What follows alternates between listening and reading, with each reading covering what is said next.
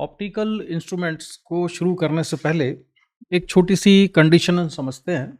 छोटी सी सिचुएशन है कि अगर जब कभी डायग्राम बनाते हैं हम, जैसे मान लो कि ये एक कॉन्वेक्स लेंस है और कॉन्वेक्स लेंस में मैंने यहाँ पर ऑब्जेक्ट को रखा और इसकी हाइट है मान लेते हैं h और जो डिस्टेंस है ये कितनी है u के बराबर। जब इमेज बनानी होती है तो हम क्या करते हैं, एक ray of light parallel to principal axis चला दी हमने, ये रिफ्रैक्ट होके यहाँ निकल गई। एक रे ऑफ लाइट हमने यहाँ से चला दी और इनका जो पॉइंट ऑफ इंटरसेक्शन है वहाँ पर क्या बन जाएगी, इमेज बन जाएगी। तो ये ऑब्जेक्ट थी ए बी और ये इमेज बन जाती है ए डैश बी डैश। तो इसमें एक रे ऑफ लाइट ऐसी होती है, ध्यान दो, जो कि यहाँ से स्टार्ट होती है इस वाले पॉइंट से और ऑप्टिकल सेंटर से इसके जाते हुए इस ऑब्जेक्ट के पॉइंट को, इमेज के पॉइंट को टच कर रही है, बी डैश को टच कर रही है। तो यहाँ पर जो एंगल बना, ये एंगल मान लो मैंने मान लिया कि ये थीटा के बराबर है, तो ये एंगल भी हम कितना लेंगे, थीटा ही लेंगे। ये एंगल अगर थीटा है तो ये एंगल भी कितना लिया करेंगे, थीटा लिया करेंगे। ये थीटा कौन सा एंगल है, थीटा वो एंगल है जो कि ऑब्जेक्ट ने सबटेंड किया है लेंस पर। इस ऑब्जेक्ट ए बी ने जो एंगल सबटेंड किया है वो कितना है, थीटा है, और इमेज ने जो एंगल सबटेंड किया है वो भी कितना है, थीटा है। ठीक है, इमेज ने जो एंगल सबटेंड किया है वो भी थीटा है, ऑब्जेक्ट ने जो एंगल सबटेंड किया है वो भी थीटा के बराबर है। तो दोनों एंगल थीटा लिया करेंगे। और दूसरी सिचुएशन समझो, मान लो कि ये कॉन्वेक्स लेंस मैंने लिया, ऑब्जेक्ट को मैंने रखा है ऑप्टिकल सेंटर और फोकस के बीच में। तब इमेज बनाने के लिए क्या करेंगे, हम एक ray of light parallel to principal axis चलाते हैं, वो यहाँ चली गई। एक हमने चला दी ऑप्टिकल सेंटर से, आगे जाके ये डाइवर्स हो जाती हैं। जब इनको हम पीछे प्रोड्यूस करेंगे यहाँ से, तो जब पीछे प्रोड्यूस करते हैं तो इमेज यहाँ पर बनी, ये है ए बी और ये है ए डैश बी डैश। तो ऑब्जेक्ट ने जो एंगल सबटेंड किया था लेंस पर वो कितना था, थीटा। तो इमेज ने जो एंगल सबटेंड किया है वो कितना है, वो भी थीटा के ही बराबर है। समझ में आया? इसने ए डैश बी डैश जो इमेज बनी है उसने एंगल कितना सबटेंड किया है, थीटा, और ऑब्जेक्ट ने भी थीटा सबटेंड किया है। हमेशा ऐसा क्यों हुआ करेगा, क्योंकि एक ये वाली जो रे ऑफ लाइट होगी जो कि ऑप्टिकल सेंटर से जाती है, तो उसको जब मैं एक्सटेंड करूंगा तो वो कहाँ टच करेगी, वो इमेज को और ऑब्जेक्ट को, दोनों को टच कर रही होगी। तो अगर मैं यहां से लिखूं टेन थीटा, तो tan theta equal to A B upon ये डिस्टेंस है मान लो ओ ए, इसके इक्वल भी लिख सकते हैं, और टेन थीटा को A dash B dash upon O A dash के बराबर भी लिख सकते हैं। समझ आया इतना? क्यों भाई? तो ये सिचुएशन, ये हर डायग्राम में, जितने भी डायग्राम हमने अभी तक बनाए हैं उन सभी डायग्राम में ये वाली सिचुएशन होती थी। तो वहां पर उसकी जरूरत नहीं होती थी, इसलिए हमने उसका जिक्र नहीं किया। लेकिन यहाँ पर जब हम मैग्नीफाइंग पावर निकालेंगे तो इसकी जरूरत पड़ेगी, तो इसका हमने यहाँ पर डिस्कशन कर लिया कि ये एंगल सेम होता है। इसके अलावा एक और चीज होती है जिसको कहते हैं हम विजुअल एंगल। तो विजुअल एंगल क्या चीज होती है, इसके बारे में बताओ जरा। विजुअल एंगल क्या चीज होती है, आरुषि? थोड़ा सा विजुअल एंगल के बारे में कुछ बताओ।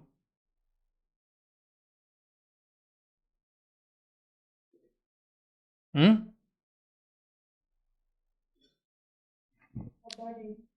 अरे तुमने ऑप्टिकल इंस्ट्रूमेंट्स तो पढ़े हुए हैं ना क्लास में।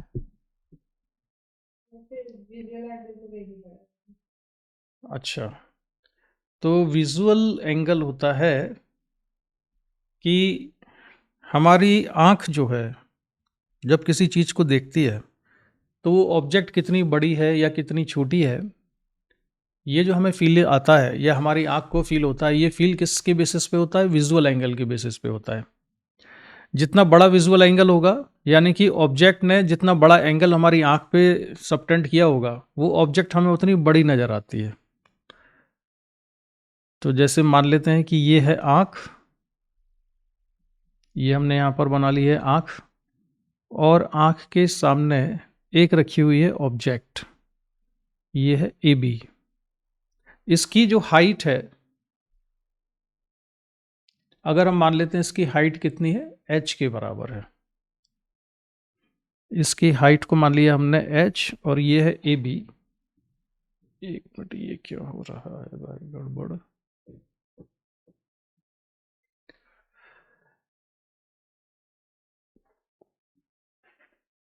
रुको जरा अभी।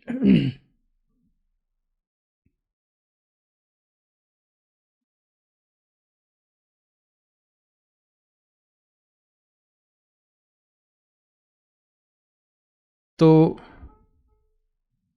ये है ए बी, और ये जो आंख पर एंगल सबटेंड किया है इसने, वो एंगल है मान लो अल्फा।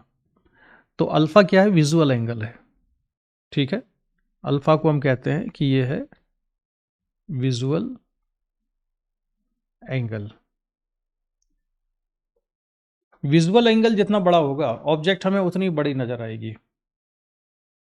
ऑब्जेक्ट का बड़ा होने से विजुअल एंगल बड़ा नहीं हो जाता। विजुअल एंगल के बड़े होना इस बात पे भी डिपेंड करता है कि ऑब्जेक्ट हमारे कितने पास है। जैसे यहां पर मैं लिखूं, ये जो डिस्टेंस है, इस डिस्टेंस को मैंने लिख लिया सपोज x, तो टेन अल्फा इक्वल टू आएगा h बाई एक्स के बराबर।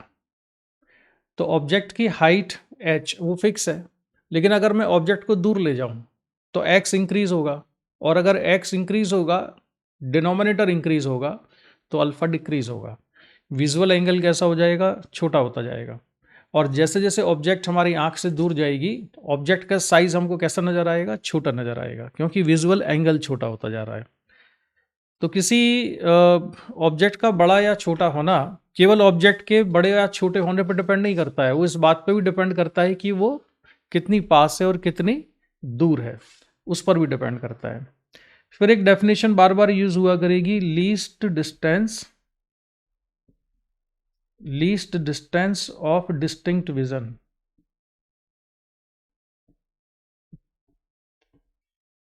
Least distance of distinct vision का मतलब ये है कि हमारी आंख के सामने अगर हम ऑब्जेक्ट को रखें तो बहुत पास लेके आए तो हमको साफ नज़र नहीं आती है। तो आंख के पास रख के जैसे जैसे हम दूर लेके जाएंगे, तो पहली बार जब वो हमको सबसे क्लियर नज़र आती है, हम ये कहते हैं least distance of distinct vision पर ऑब्जेक्ट है। तो वो डिस्टेंस, वो मिनिमम डिस्टेंस जिस पर ऑब्जेक्ट को आंख से क्लियर देखा जा सकता है, वो कहलाती है least distance of distinct vision. ठीक है, the minimum distance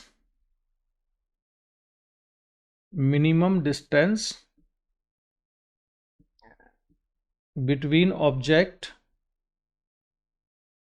and eye at which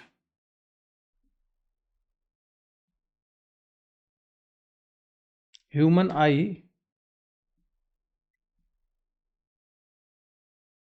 eye can see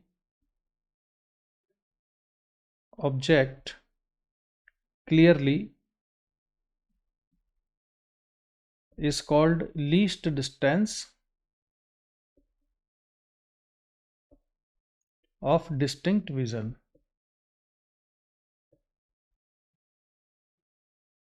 तो ये least distance of distinct vision कहलाती है, और इसको जनरली रिप्रेजेंट करते हैं किससे, कैपिटल डी से इसको लिखा जाता है।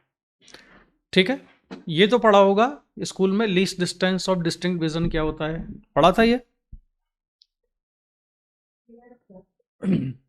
अब हमारी आंख के सामने अगर हमने ऑब्जेक्ट को रखा है h हाइट की, और वो कितनी डिस्टेंस पर रखा है, d डिस्टेंस पर, और ये है आंख, तो उस समय इसने जो एंगल सबटेंड किया वो है अल्फा। तो tan alpha equal to h by D, ये पढ़ते हैं। टेन अल्फा किसके बराबर है, h बाई डी के बराबर है, जिसमें अल्फा क्या है, अल्फा है विजुअल एंगल। ये वो विजुअल एंगल है जिस पर कि ऑब्जेक्ट क्लियर नजर आती है। अब अगर हम चाहते हैं कि ऑब्जेक्ट हमें और साफ नजर आए, जैसे कि कई छोटी छोटी ऑब्जेक्ट होती हैं, बहुत छोटा साइज है जिनको कि हम नेकेड आई से क्लियरली नहीं देख सकते, भले चाहे आप उनको डीप डिस्टेंस पे रख दो। तो हम क्या करते हैं, हम इंस्ट्रूमेंट का यूज करते हैं ऐसे इंस्ट्रूमेंट का यूज़ करते हैं जो कि विजुअल एंगल को इंक्रीज कर दें। उन्हीं ऑब्जेक्ट ने, जैसे ये ऑब्जेक्ट है जिसकी हाइट है h, अगर इसकी हाइट बहुत कम है, हमको क्लियर नज़र नहीं आ रही है, तो हम इसमें एक ऐसा इंस्ट्रूमेंट यूज़ करेंगे जिससे कि यही ऑब्जेक्ट हमारी आंख पर एक बड़ा विजुअल एंगल सबटेंड करे। अगर उसने एक बड़ा विजुअल एंगल सबटेंड किया तो वो हमको क्लियर नज़र आने लगेगी। ठीक है, तो बहुत छोटी ऑब्जेक्ट को साफ साफ देखने के लिए हम चाहते हैं कि उस ऑब्जेक्ट की जो इमेज बने, वो जो ऑब्जेक्ट है बहुत छोटी सी, उसकी इमेज हम किससे बनाएंगे? किसी ऑप्टिकल इंस्ट्रूमेंट से बनाएंगे। और वो ऑप्टिकल इंस्ट्रूमेंट जो इमेज बनाएगा, वो इमेज हमारी आंख पर एक बड़ा एंगल सबटेंड करेगी। एक बड़ा एंगल सबटेंड करेगी, विजुअल एंगल बड़ा होगा, तो उससे वो हमको साफ नज़र आएगी। तो जो इंस्ट्रूमेंट हम यूज़ करते हैं बहुत छोटी सी ऑब्जेक्ट को बड़ा विजुअल एंगल सबटेंड करवाने के लिए, उसको कहते हैं माइक्रोस्कोप। ठीक है, तो माइक्रोस्कोप का पर्पस क्या है? बहुत स्मॉल साइज की ऑब्जेक्ट को साफ साफ देखना। जो स्मॉल ऑब्जेक्ट हैं वो हमारी आंख पर बहुत छोटा विजुअल एंगल सबटेंड करती हैं, इसलिए हम उनको साफ साफ नहीं देख पाते हैं। हम चाहते हैं कि हम उनको क्लियरली देखें, तो माइक्रोस्कोप की हेल्प से हम एक ऐसी इमेज बनाते हैं कि वो इमेज हमारी आंख पर एक बड़ा एंगल सबटेंड करे। फिर हम डिफाइन करते हैं इसकी मैग्नीफाइंग पावर। मैग्नीफाइंग पावर, अब मैग्नीफाइंग पावर क्या होती है? मैग्नीफाइंग पावर होती है कि किसी ऑब्जेक्ट ने विदाउट ऑप्टिकल इंस्ट्रूमेंट की हेल्प के हमारी आंख पर विजुअल एंगल सबटेंड किया है, सपोज अल्फा, और जो ऑप्टिकल इंस्ट्रूमेंट हमने यूज़ किया उसने जो इमेज बनाई, उस इमेज ने कितना एंगल सबटेंड किया है? बीटा।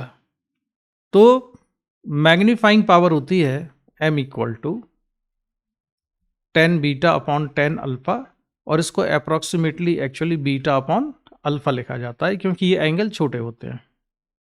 तो बीटा भी विजुअल एंगल है, अल्फा भी विजुअल एंगल है।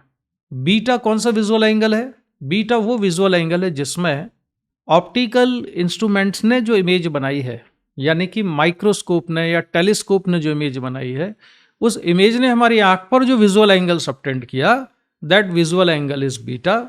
और नेकेड आई के सामने जब वो ऑब्जेक्ट थी तो उसने नेकेड आई पर जो विजुअल एंगल सबटेंड किया था वो अल्फा है। तो ये जो रेशो है बीटा बाई अल्फा, ये कहलाता है मैग्नीफाइंग पावर। और मैग्नीफाइंग पावर कैसे होनी चाहिए? ज़्यादा से ज़्यादा होना चाहिए किसी भी इंस्ट्रूमेंट की। ठीक है, यहां तक क्लियर है? क्यों भाई, इतना समझ में आ गया? आरुषि, अलीशा, दिव्येश, समझ गए इतना? अच्छा, अब मैग्नीफाइंग पावर हम निकालते हैं। सबसे पहले तो हम पढ़ेंगे माइक्रोस्कोप।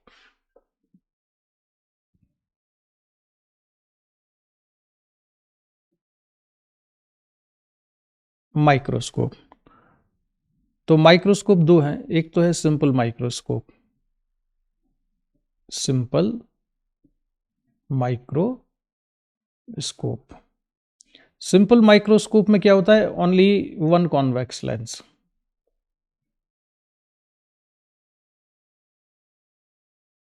एक सिंगल कॉन्वेक्स लेंस होता है, उस सिंगल कॉन्वेक्स लेंस को हम सिंपल माइक्रोस्कोप कहते हैं। और इससे क्या कैलकुलेट करेंगे हम? मैग्नीफाइंग पावर इसकी। Magnifying power of a simple microscope.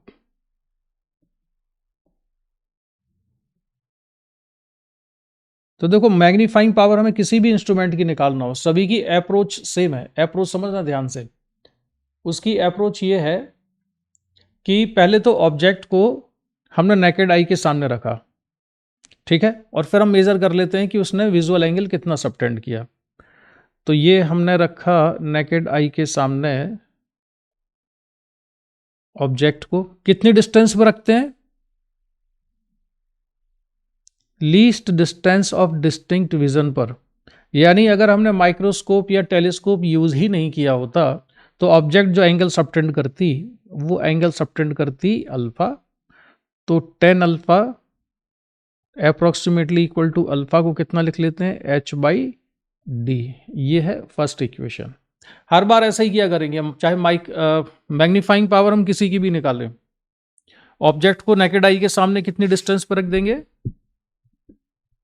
Least distance of distinct vision पर, और फिर हम निकाल लेंगे टेन अल्फा, और अल्फा बहुत छोटा होता है तो इसलिए उसको अल्फा लिख लेते हैं, टेन अल्फा की जगह approximately alpha equal to H by D. इतना कर लिया।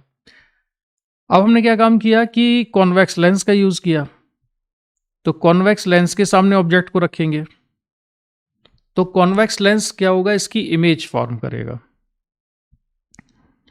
तो मैंने यहां पर रखा ऑब्जेक्ट को जिसकी हाइट कितनी है, एच के बराबर है।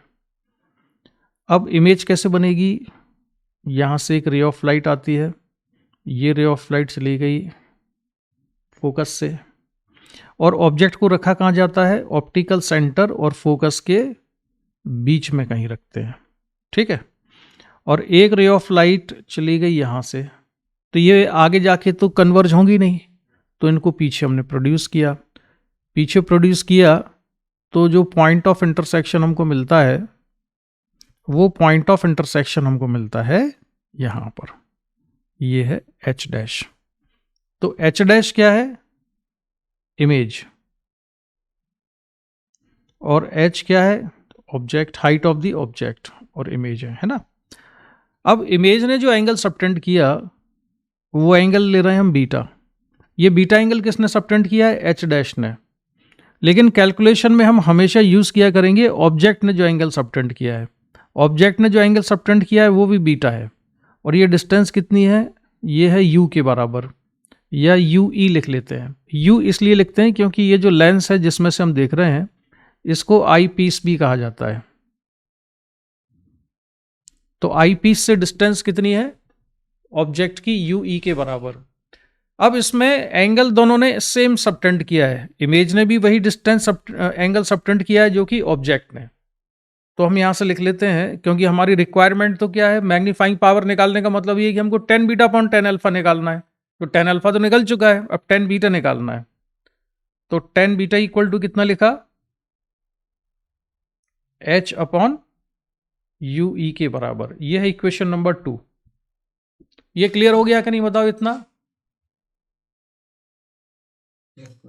अब हम इसमें क्या करेंगे, अब हम इसमें रेशियो निकालते हैं। तो मैग्नीफाइंग पावर को हम लिखेंगे tan beta upon tan alpha, approximately beta upon alpha है ये, और ये किसके बराबर आएगा, एच अपॉन यू ई। टेन बीटा की वैल्यू है और टेन अल्फा की वैल्यू थी एच बाई डी, तो ये एच और डी ऊपर, तो ये कैंसिल हो जाएगा एच। तो magnifying power I D upon U ई के बराबर। ये है magnifying power of simple microscope D by U ई। मगर ये फाइनल फार्मूला नहीं है, अभी इसमें दो स्पेशल केस होते हैं जिनको कि हम यूज करते हैं क्वेश्चन सॉल्व करने में। अब है केस 1।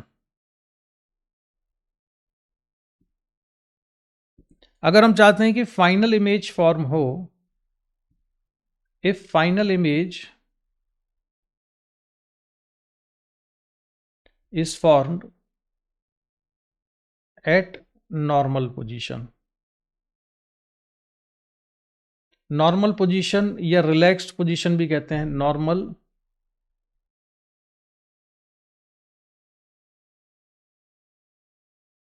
और रिलैक्स्ड पोजीशन। रिलैक्स या नॉर्मल पोजीशन का मतलब ये होता है कि इमेज कहां पर बने, इन्फिनिटी पर बने। जो इमेज इन्फिनिटी पर बनती है उसे देखते समय हमारी आंख जो है रिलैक्स्ड रहती है, ठीक है। जो इमेज इन्फिनिटी पर बनेगी उसको देखते समय हमारी आंख जो होती है रिलैक्स पोजीशन में होती है, इसलिए इसको कहते हैं रिलैक्स पोजीशन या नॉर्मल पोजीशन। तो उसके लिए जरूरी क्या है, यू ई कितना हो जाना चाहिए, इमेज इन्फिनिटी पर बने उसके लिए यू ई की वैल्यू क्या होनी चाहिए,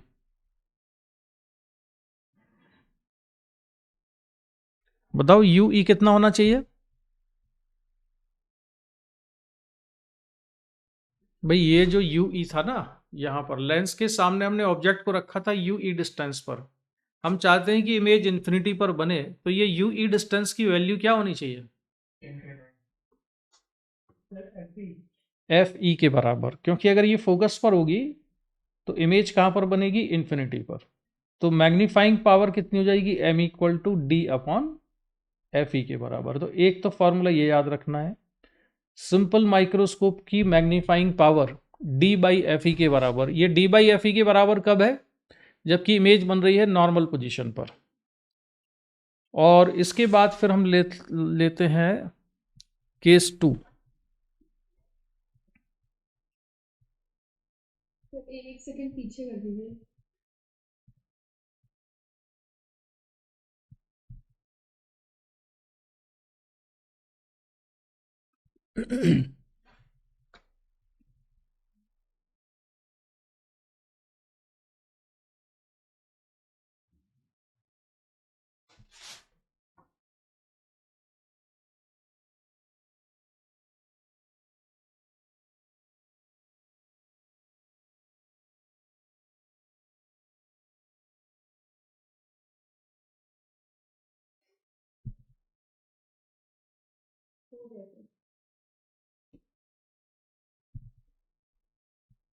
Case 2, if final image is formed, final image is formed at least distance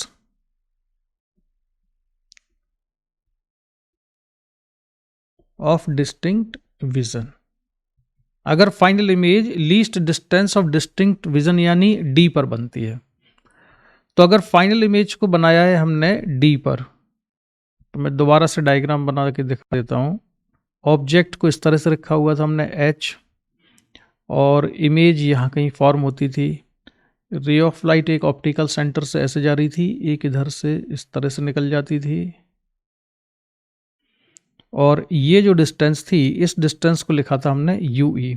लेकिन अगर final image least distance of distinct vision पर बन रही है, तो अब v की वैल्यू कितनी लिखेंगे हम, ये जो v है इमेज डिस्टेंस, ये इमेज डिस्टेंस कितनी कहलाएगी, ये d है। ठीक है, इमेज डिस्टेंस कितनी है, d के बराबर। तो अब हम लेंस फार्मूला अगर यूज करें इसमें, तो लेंस फार्मूला है 1/f equal to 1/v minus 1/u। तो फोकल लेंथ को लिखा हमने 1/f। v कितना हो जाएगा, इमेज कहां पर बनी है, हाँ अलीशा, v की जगह क्या लिखें, माइनस की प्लस, दोबारा बोलो, जोर से बोलो। हाँ प्लस क्यों लिखेंगे, रीजन बताओ।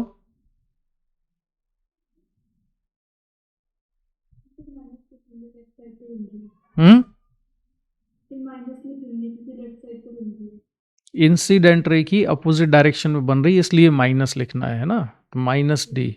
और यू ई पॉजिटिव या नेगेटिव, हाँ ये पॉजिटिव क्यों लिखेंगे, क्योंकि ये राइट साइड है।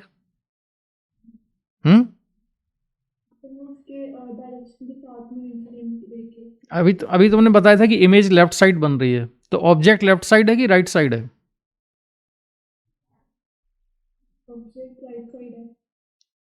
ये तो दोनों एक ही साइड हैं, तो एक ही साइड को एक बार राइट और एक बार लेफ्ट कैसे हो गया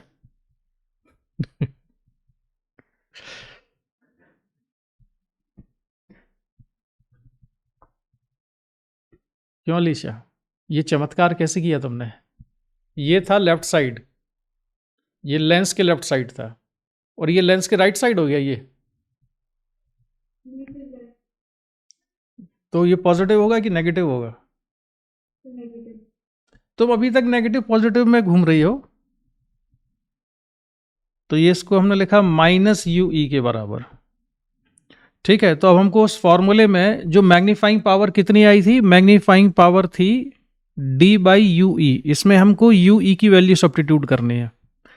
तो मैं इसमें 1/u की वैल्यू रखूंगा, तो ये आएगा 1/f plus 1/d equal to 1/u। ये इक्वेशन नंबर 2 मान लो इसको। और इसको मैं सपोज 1 लिख लेता हूँ। तो magnifying power m equal to ये हो जाएगी d इंटू 1/u e की वैल्यू कितनी है 1/f प्लस 1/d। और अगर हमने d को अंदर मल्टीप्लाई कर दिया तो ये हो जाएगा 1 plus d by F E. Focal length eyepiece है इसलिए इसको एफ ई लिख लेते हैं कई जगह। तो मैग्नीफाइंग पावर हो जाएगी इसकी 1 plus D by F E. और रिलैक्स पोजीशन में मैग्नीफाइंग पावर कितनी थी?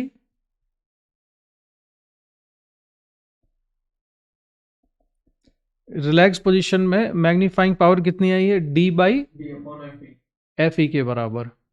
और जब फाइनल इमेज बनती है at least distance of distinct vision, तब मैग्नीफाइंग पावर कितनी आ रही है? m is equal to 1 plus D by F E के बराबर। तो किस केस में मैग्नीफाइंग पावर ज्यादा है?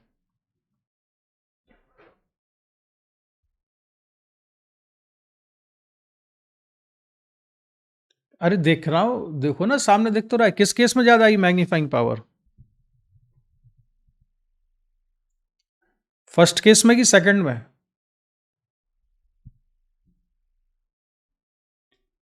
किस केस में ज्यादा है?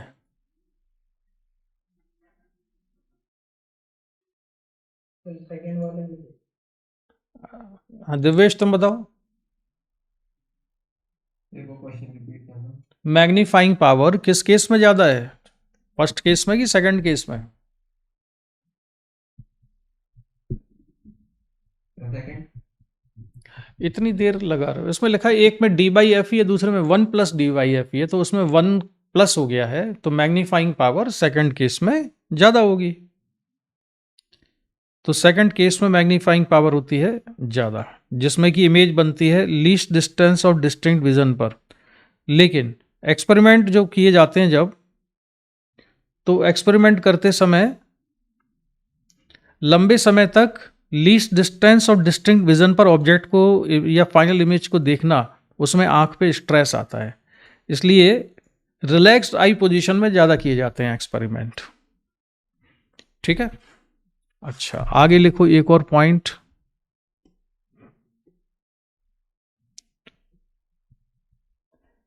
Magnifying power is written with unit x.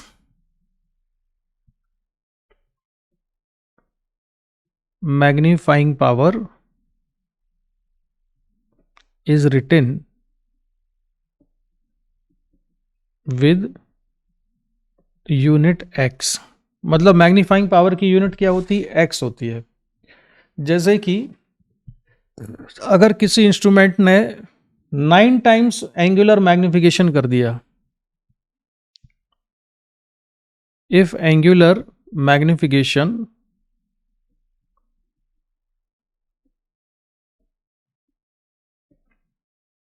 Produced, अच्छा अभी जो हमने मैग्निफिकेशन निकाला है ना, इसको एंगुलर मैग्निफिकेशन ही कहते हैं, क्योंकि विजुअल एंगल बड़ा कर दिया है उसमें।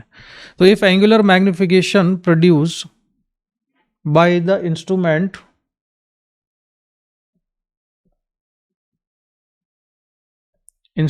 is 9, then it is called 9x magnifier. ठीक है, ये तो तुमने देखा होगा मोबाइल में भी, जो पावर होती है मैग्नीफाइंग पावर, वो x में लिखी होती है कि कितने x तक जूम कर सकता है, 2x zoom, 4x zoom, 3x zoom. तो मैग्नीफाइंग पावर की यूनिट क्या है? x होती है। ठीक है, तो अलीशा ये सारी चीजें समझ गई हो? अच्छा तो अभी बताओ मैग्नीफाइंग पावर निकालने का तरीका क्या है, कैसे निकालते हैं मैग्नीफाइंग पावर? क्या करेंगे सबसे पहले?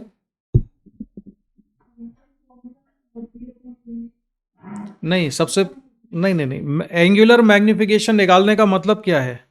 एंगुलर मैग्निफिकेशन निकालने का मतलब ये है कि ऑब्जेक्ट को हमने जब नेकेड आई के सामने रखा, तब उसने कितना विजुअल एंगल सबटेंड किया, और फिर दूसरी बार जो हमने इंस्ट्रूमेंट यूज़ किया है, उस इंस्ट्रूमेंट ने जो इमेज बनाई, उस इमेज ने कितना एंगल सबटेंड करवाया आँख पर।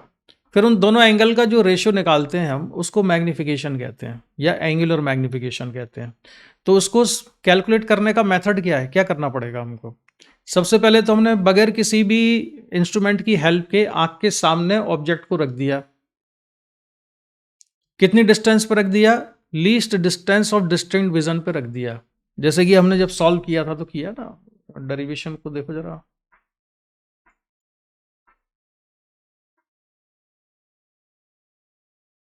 हमने ये जैसे ये ऑब्जेक्ट यहां पर रख दी बगैर किसी इंस्ट्रूमेंट की हेल्प के, और उसने जो एंगल सबटेंड किया है वो कितना एंगल सबटेंड किया है? अल्फा। तो tan alpha equal to H by D. Object को इतनी डिस्टेंस पर रखा हमने नेकेड आई से, नेकेड आई से रखा है हमने उसको least distance of distinct vision वाली डिस्टेंस पर, यानी कैपिटल डी पर। फिर क्या करेंगे? फिर हम ऑब्जेक्ट को रखेंगे लेंस के सामने। लेंस के सामने रखने पर जो इमेज बनी, फिर उस इमेज ने कितना एंगल सबटेंड किया वो एंगल निकालेंगे। अब उसमें दो केस हो सकते हैं। दो केस क्या हो सकते हैं? कि जो इमेज बने फाइनल, वो या तो हम नॉर्मल पोजीशन पे बनाए यानी रिलैक्स्ड आई पोजीशन पर बनाए, या least distance of distant vision पर बनाए, फिर उसमें एंगल निकालते हैं। अब उसमें एंगल को हमने लिखा था जैसे यहां पर बीटा, तो ये बीटा एंगल, ठीक है। लेकिन इस बीटा का कैलकुलेशन भी हम इमेज से ना करके ऑब्जेक्ट की हाइट से ही करते हैं। तो tan beta equal to H upon U E आ जाएगा। यू ई की दो वैल्यू पॉसिबल है। एक वैल्यू पॉसिबल है रिलैक्स्ड आई के लिए। रिलैक्स्ड आई के लिए यू ई की वैल्यू कितनी है? फोकल लेंथ के बराबर है, एफ के बराबर है। तो magnifying power D upon F ही हो जाती है। लेकिन अगर हम चाहते हैं कि फाइनल इमेज, यानी कि ये वाली जो इमेज थी, वो कितनी डिस्टेंस पर बने? Least distance of distinct vision पर। तो ये डिस्टेंस होनी चाहिए कैपिटल डी। तो ये डिस्टेंस कैपिटल डी हो इमेज की, उसके लिए ऑब्जेक्ट कहां रखना चाहिए? वो फिर हम लेंस फॉर्मूले से निकालते हैं। वो लेंस फॉर्मूले से निकाला, यहां पर कैलकुलेशन किया, तो मैग्नीफाइंग पावर आ गई 1 plus D by F e. तो अगर डेरिवेशन करने आएगा तो इस तरह से डेरिवेशन करना है।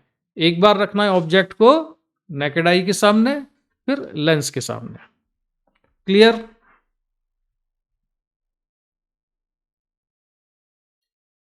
अच्छा, अब मैं सोच रहा हूं तुम्हें एक क्वेश्चन दूं जरा। अच्छा, आंख तो अब सिलेबस में है नहीं, पहले एक्चुअली ना आंख भी पढ़ा दिया करते थे। अब तुम्हारे यहाँ स्कूल में नहीं पढ़ाया है तो इसलिए मैं करा नहीं रहा हूं आंख के बारे में कुछ।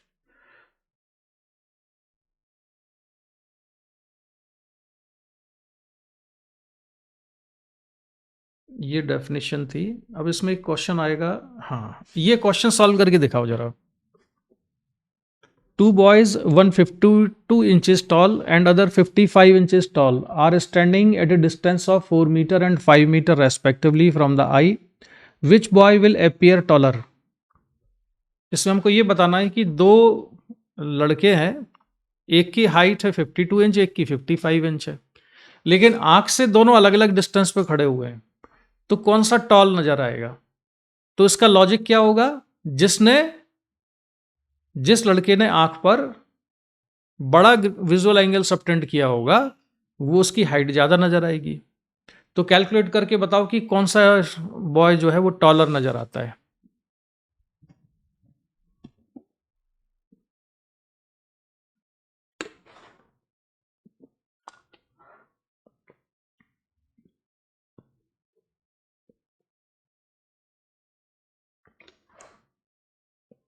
विजुअल एंगल कैलकुलेट करो, दोनों में से किसने बड़ा विजुअल एंगल सबटेंड किया?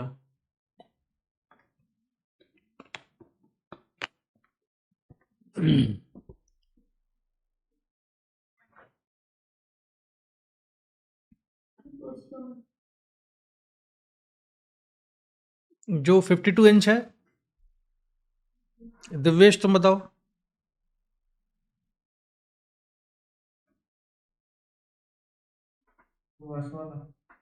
हाँ, कितना कितना आ रहा है?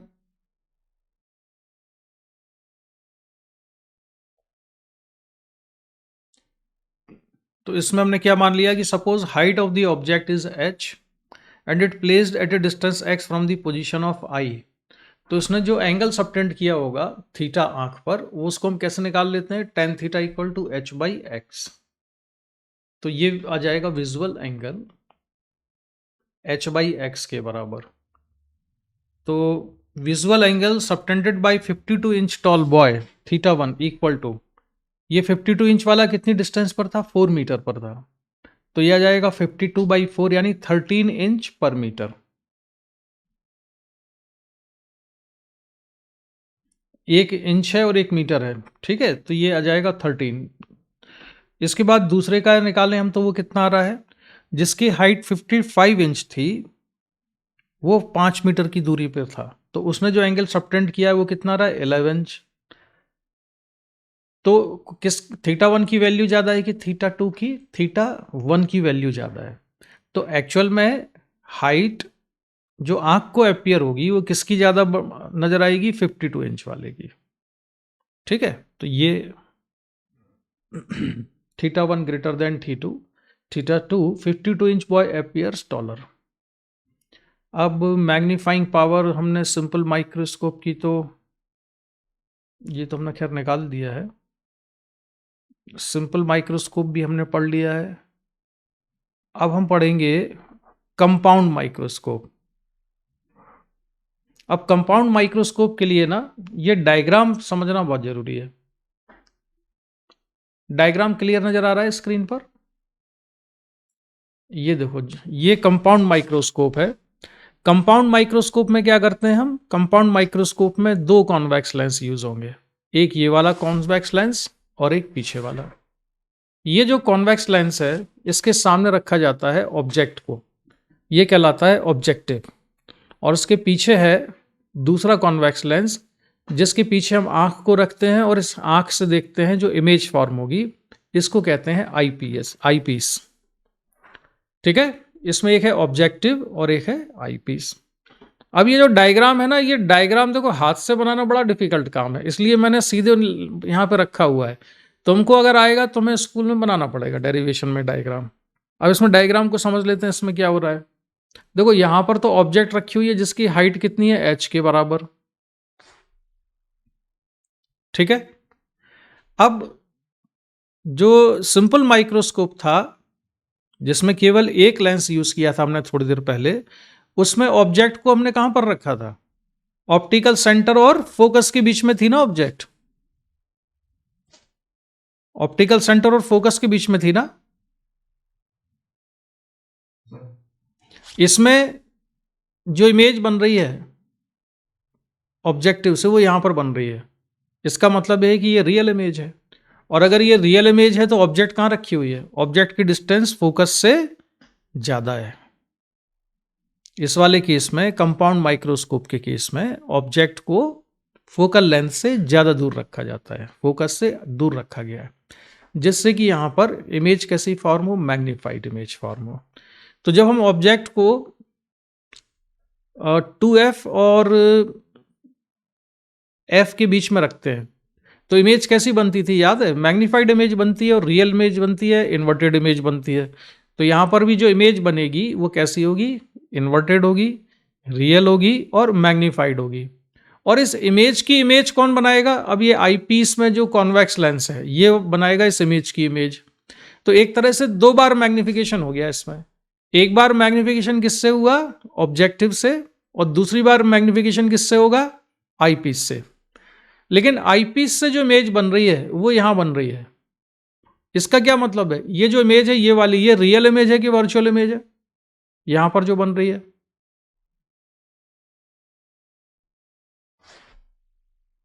बोलो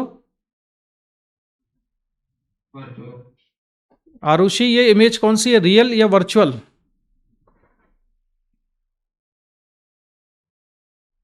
second image, Arushi, yes sir. ये जो सेकंड इमेज बनी ये रियल है कि वर्चुअल है, रियल में है। तुम सो रही हो ना, ऑन करके लगता है सो गई हो, नहीं सर। फिर तुमको क्यों नहीं चमक रही जल्दी से। ये क्या है, सर ये क्या है, अच्छा बताओ। ये तो रियल है, नहीं, ये किसने बनाई है इमेज? ऑब्जेक्टिव लेंस के। हाँ, यहाँ पे बनाई। अब इसने ऑब्जेक्ट का काम किया इसके लिए, ठीक है। वर्चुअल है, वर्चुअल। और फिर इसी साइड इमेज बन गई तो वर्चुअल है ना। और अगर ये बेटा वर्चुअल इमेज बनी है तो फिर ये बताओ आईपीस से जो डिस्टेंस आएगी ये वाली, ये ऑब्जेक्ट से, ये जो ऑब्जेक्टिव ने जो इमेज बनाई वो वाली इमेज और इस लेंस के ऑप्टिकल सेंटर के बीच की जो डिस्टेंस है वो कितनी होनी चाहिए? फोकल लेंथ से ज्यादा या कम? फिर किसके बीच में डिस्टेंस? आईपीस के और इस वाली ऑब्जेक्ट के। आईपीस के लिए ऑब्जेक्ट कौन है? ये है ना। हाँ, तो इसके और आईपीस के बीच का डिस्टेंस फोकल लेंथ से ज्यादा है कि कम है? फोकल लेंथ, मतलब फोकल लेंथ इमेज के लेफ्ट साइड में होगी तो वो फोकल लेंथ से कम है। हाँ, तभी तो वर्चुअल बन रही है ना। हाँ हाँ। तो ये डिस्टेंस फोकल लेंथ से कम होना चाहिए तभी बनेगी। अब इसमें देखो डायग्राम में क्या हुआ, रे कैसे चलानी है तुमको। यहां से रे चलाई, ये यहां कन्वर्ज हुई, तो जो पहला वाला लेंस था उसने तो यहां इमेज बना दी। अब इसी को तुम्हें आगे बढ़ाना है। आगे बढ़ाओगे तो फिर ये रेज इधर बेंड कर देना है, और इनको फिर इनका जो पॉइंट ऑफ इंटरसेक्शन है वो आगे नहीं मिलेगा। Point of intersection virtual image है तो पीछे मिलेगा, तो इसको यहां बना दिया हमने। लेकिन एक लाइन ऐसी खींचनी पड़ेगी जो इसके ऑप्टिकल सेंटर से जाती हो, तो वो इन दोनों को क्या करेगी? टच करेगी। किन दोनों को? इस वाली इमेज को भी और इस वाली इमेज को भी टच करेगी। जैसे मैंने बताया था ना तुमको कि जब जितने भी डायग्राम बनते हैं उन सभी डायग्राम में एक जो कंडीशन सेटिस्फाई होती है, सबसे पहले आज मैंने बताया ना, वो कंडीशन ये सेटिस्फाई होती है कि यहां पर मान लो इमेज बनी है, यहां पर ऑब्जेक्ट है, तो जो एक रे ऑफ लाइट ऐसी होती है जो ऑप्टिकल सेंटर से जाती है तो वो दोनों को टच करते हुए जाती है, दोनों में ही कॉमन होती है। तो ऐसे ही इसमें भी है। यहां से अगर एक रे ऑफ लाइट इधर गई होगी तो उसको मैं पीछे प्रोड्यूस करूंगा तो उसे यहां मिलना जरूरी है। इसमें कुछ डाउट है तो पूछो जरा।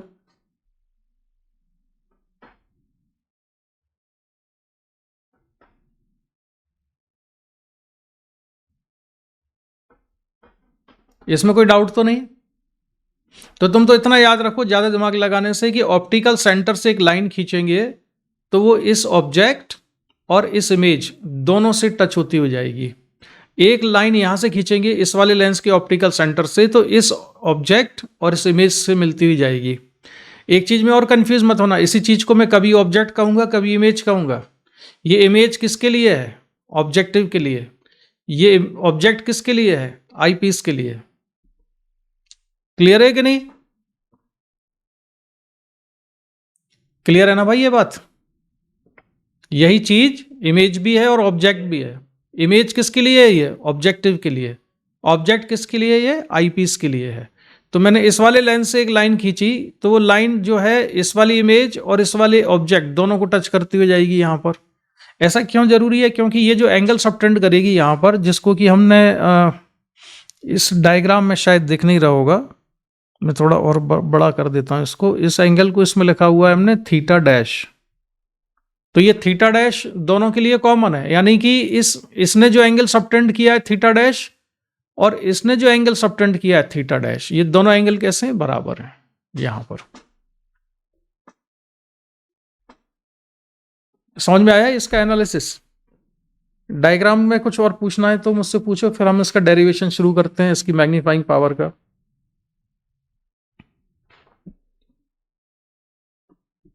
बोलो।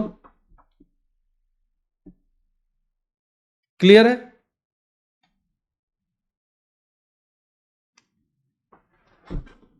अरे भाई बोलो ना, आगे बढ़े ना इसमें। तो अब मैग्नीफाइंग पावर निकालने के लिए क्या करना पड़ेगा? तुम बोला करो यार, ऐसे सोते मत रहा करो। हाँ आरुषि बताओ, मैग्नीफाइंग पावर निकालने के लिए अप्रोच में क्या करना होता है हमको? सबसे पहले क्या करेंगे? तो पहले tan अल्फा निकालेंगे और tan बीटा। नहीं नहीं, एक मिनट आराम से। टेन अल्फा कैसे निकालेंगे? सर इसमें डिस्टेंस जो है वो d होगा, d इस रिवीजन का, और कहाँ रखी वो हमने object? placed at least distance from the lens. किसके सामने? लेंस के सामने। नहीं, आई के सामने। हाँ, least distance of distinct vision in front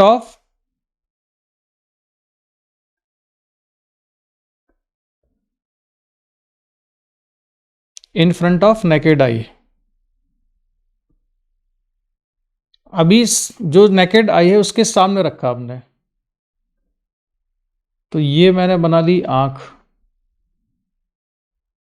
और ये रख दिया मैंने ऑब्जेक्ट को। इसकी हाइट है h, और इसने जो एंगल सबटेंड किया अल्फा, तो हमको मिल गया 10 अल्फा। तो 10 अल्फा इक्वल टू कितना आया? ये d डिस्टेंस पे रखा था, तो ये आ गया h/d, इक्वेशन नंबर 1। यहां तक क्लियर सारी चीजें? ठीक है। अच्छा, इसके बाद आप क्या करेंगे बताओ?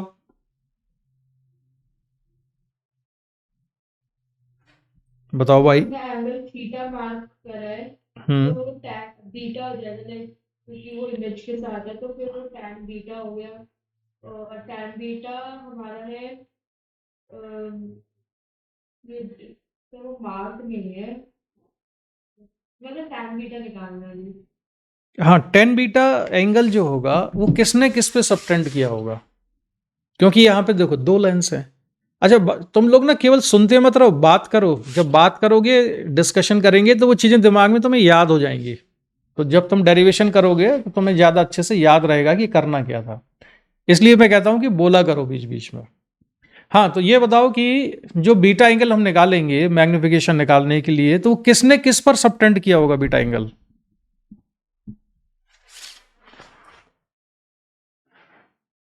हाँ, आरुषि बोलो। माइक्रोस्कोप के वजह से जो पे सबटेंड होगा। माइक्रोस्कोप में किससे? माइक्रोस्कोप मतलब किसने?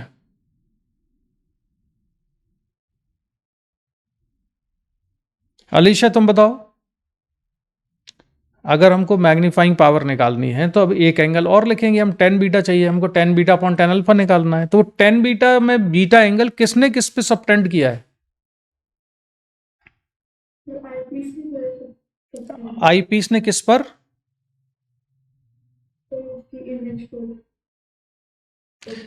वैसे तुम कुछ कुछ बोल तो कुछ कुछ ठीक रही है, सही कहना। वैसे समझ गए होगे दिव्येश, अब तुम किसने किस पे सबटेंड किया?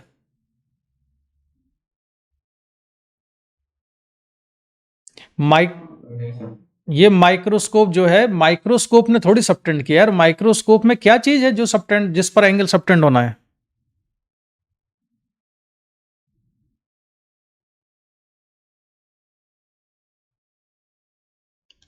माइक्रोस्कोप है क्या चीज? लेंस। हाँ, तो किसने कौन से लेंस पर सबटेंड हो रहा है ये 10 बीटा? जैसे यहां पर अल्फा एंगल ऑब्जेक्ट ने आंख पे सबटेंड किया, तो हमने निकाल लिया 10 अल्फा h/d। अब हमको 10 बीटा चाहिए, तो 10 बीटा मतलब हमको किसका एंगल चाहिए, किसने किस पे सबटेंड किया है वो? लेंस ने आईपीस पर। दोबारा बोलो, ठीक से नहीं समझा। आईपीस से आई पीस ने सबटेंड किया या आई पीस पर सबटेंड किया है?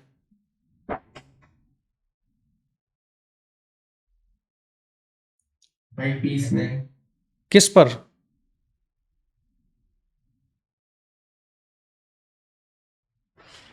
आई पीस ने किस पे सबटेंड किया? इमेज। कौन सी इमेज? 2 इमेज है यहां पर तो। फाइनल इमेज बनी। हाँ, उल्टा बोल गए, बाकी ठीक है। ये फाइनल इमेज जो आईपीस पर एंगल सबटेंड करेगी वो चाहिए हमको। आईपीस नहीं सबटेंड कर रहा है। ये जो इमेज बनी है फाइनल वाली, इस फाइनल इमेज ने जो एंगल सबटेंड किया यहां पर, जो थीटा डैश हमने लिखा हुआ है, ये थीटा डैश एंगल चाहिए हमको। और ये अल्फा, तो थीटा डैश अपॉन अल्फा जब हम लिखेंगे तो इससे क्या आएगा? इससे एंगुलर मैग्निफिकेशन या मैग्नीफाइंग पावर आएगी। आरुषि समझ में आया क्या क्या चाहिए हमको अब? तो मैग्निफिकेशन तो यहां पर 2 बार हुआ है, तो हमको 2 स्टेप्स में इसकी मैग्नीफाइंग पावर निकालनी पड़ेगी। 2 बार हुआ है मतलब, चलो अच्छा, पहले ये जब वाले पॉइंट्स तो अब तुम्हें समझ में आ गए कि in compound microscope there are 2 converging lenses. The converging lens which faces the object is called objective, the converging lens which is close to eye is called eye piece, और ऑक्यूलर भी कहते हैं, इसका एक और नाम ऑक्यूलर भी है। ठीक है। अब मैग्नीफाइंग पावर हम निकाला करते हैं जनरली किसके लिए? 2 केसेस के लिए। तो अल्फा तो हमने पता कर लिया।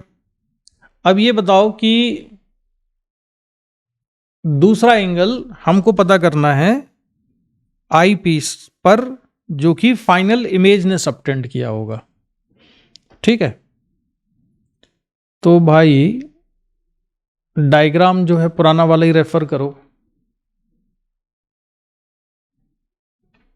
जो कि हमने थीटा डैश लिखा हुआ था। अब अपने को बीटा से याद है अगर ये, तो इसको चलो मैं बीटा ही लिख देता हूं कि ये एंगल थीटा डैश ना हो कि ये कितना है, बीटा के बराबर है।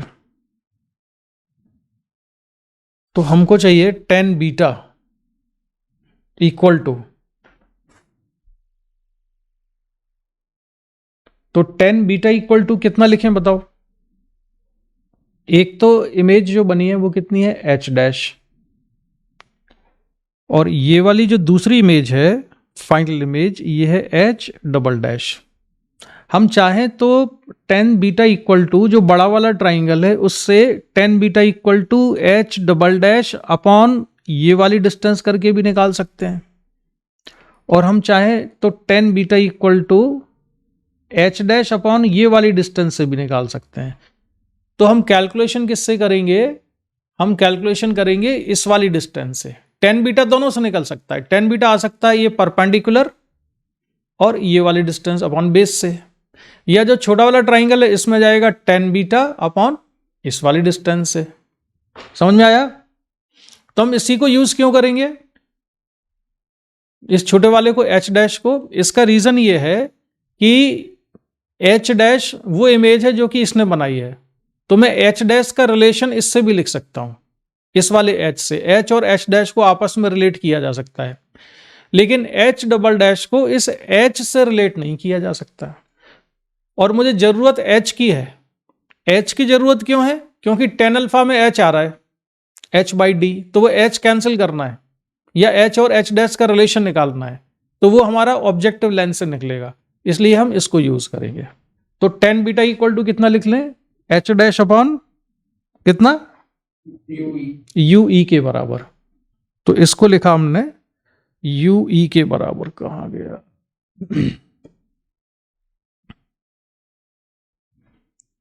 इसको लिखा हमने you E.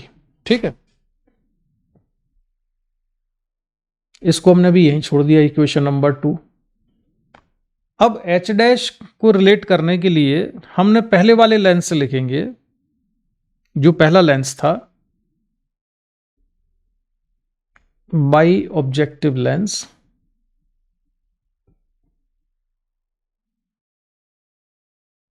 h dash upon h किसके बराबर होगा बताओ? h डैश अपॉन h होगा height of image upon height of object. किसके बराबर होता है? v अपॉन u के बराबर होता है। यही फॉर्मूला पढ़ते हैं मैग्निफिकेशन का। तो इसमें जिस v की हम बात कर रहे हैं वो v है ये वाला, ये है v, और ये है ऑब्जेक्ट डिस्टेंस। ठीक है, ये डिस्टेंस है यहां से यहां तक की v। ये किसकी डिस्टेंस है? जो कि इमेज बनाई है ऑब्जेक्टिव ने। ऑब्जेक्टिव के लिए सिंबल यूज कर लेते हैं हम v नॉट, और ऑब्जेक्ट के लिए यूज कर लेते हैं u नॉट। ये जो डिस्टेंस है ये ऑब्जेक्ट की डिस्टेंस है ऑब्जेक्टिव से, ये इमेज की डिस्टेंस ऑब्जेक्टिव से। तो h डैश अपॉन h कितना हो जाएगा? ये हो जाएगा v not upon u not के बराबर। बताओ ये समझ में आया कि नहीं? यह इक्वेशन नंबर 3। अब हम लिखते हैं tan beta upon tan alpha. tan beta upon tan alpha equal to, तो tan बीटा हो जाएगा h डैश अपॉन यू ई, और tan अल्फा था h बाई डी, तो ये बचेगा d बाई h। और ये अप्रॉक्सीमेटली इसको हम लिख लेते हैं beta upon alpha equal to H dash by H into D upon U E. H dash upon H को कितना लिख लेंगे, V not upon you naught, तो इसको हमने लिखा V not upon you not into D upon U ई के बराबर बीटा अपॉन अल्फा। ये है इक्वेशन नंबर 4। अभी ये फाइनल आंसर नहीं आया। जैसे हमने सिंपल माइक्रोस्कोप में 2 कंडीशन निकाली थी ना, रिलैक्स्ड आई कंडीशन और final image is least distance और डिस्टिंक्ट विजन, वैसे ही 2 कंडीशन यहां से भी निकालनी है अभी। तो इससे आगे बढ़े उससे पहले तुम जरा सारी स्टेप समझो और फिर बताओ कि ये कोई डाउट तो नहीं है यहां पर। समझो जरा पहले इतना।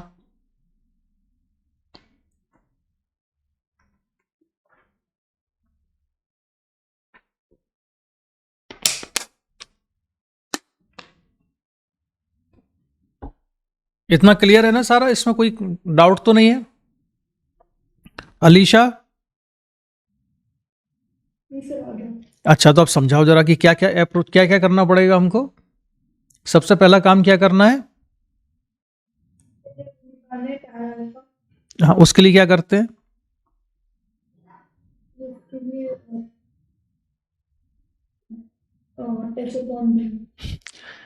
नहीं, उसके सामने ऑब्जेक्ट को हम रखते हैं नेकेड आई के सामने। कितनी डिस्टेंस पर? हाँ, डी का नाम क्या है?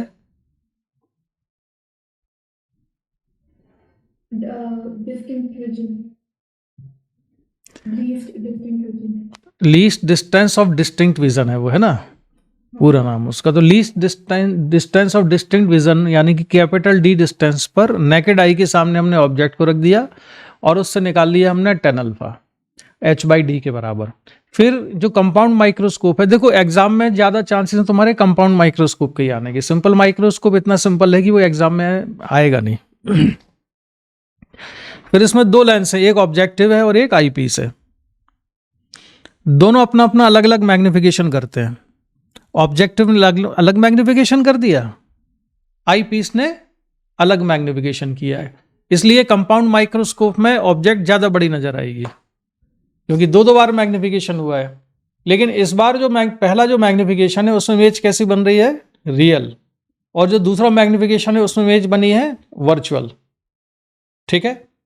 इसके अलावा एक चीज और देखना है कि ऑब्जेक्टिव का साइज जो होता है बहुत छोटा होता है और आईपीस का साइज रखा जाता है इसमें बड़ा, कंपाउंड माइक्रोस्कोप में। आरुषि और अलीशा, तुम लोगों को स्कूल में इसके रीजन भी बताए गए होंगे कि ऑब्जेक्टिव का साइज छोटा क्यों होना चाहिए। याद है कुछ? नहीं याद है तो ऑब्जेक्टिव का साइज छोटा इसलिए होना चाहिए कि माइक्रोस्कोप का यूज हम किस लिए करते हैं, स्मॉल ऑब्जेक्ट को देखने के लिए जिसका साइज बहुत छोटा है।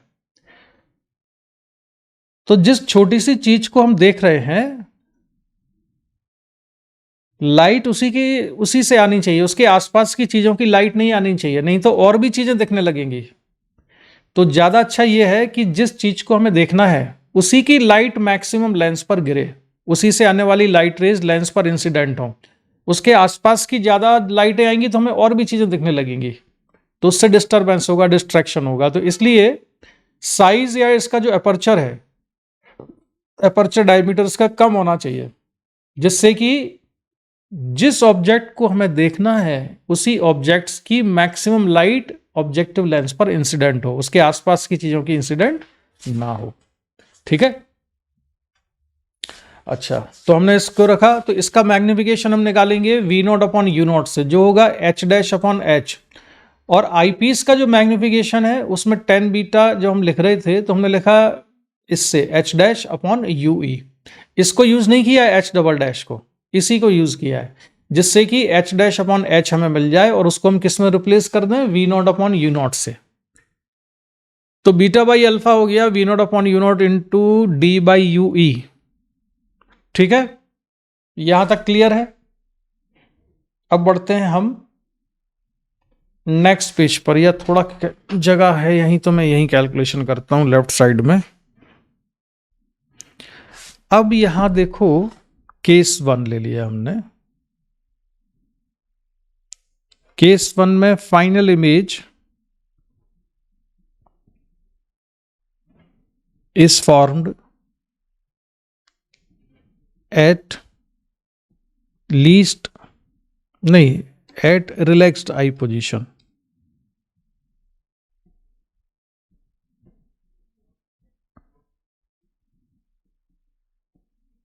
फाइनल इमेज बनना चाहिए रिलैक्स्ड आई पोजीशन में।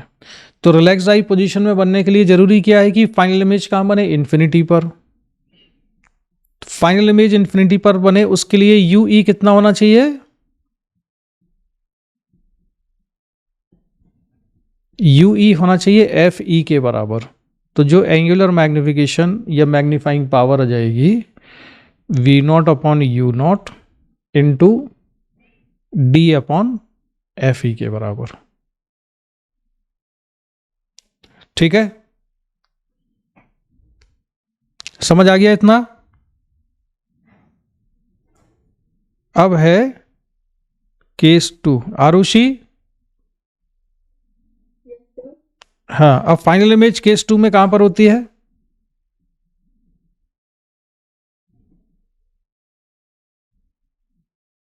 कहां बनाते हैं फाइनल इमेज एट डिस्टेंस। हाँ, तो अब इसके लिए क्या करते हैं, जैसे पहले किया था वैसे ही अब करना होगा। हमें किसकी वैल्यू निकाल के रखनी होती है इसमें,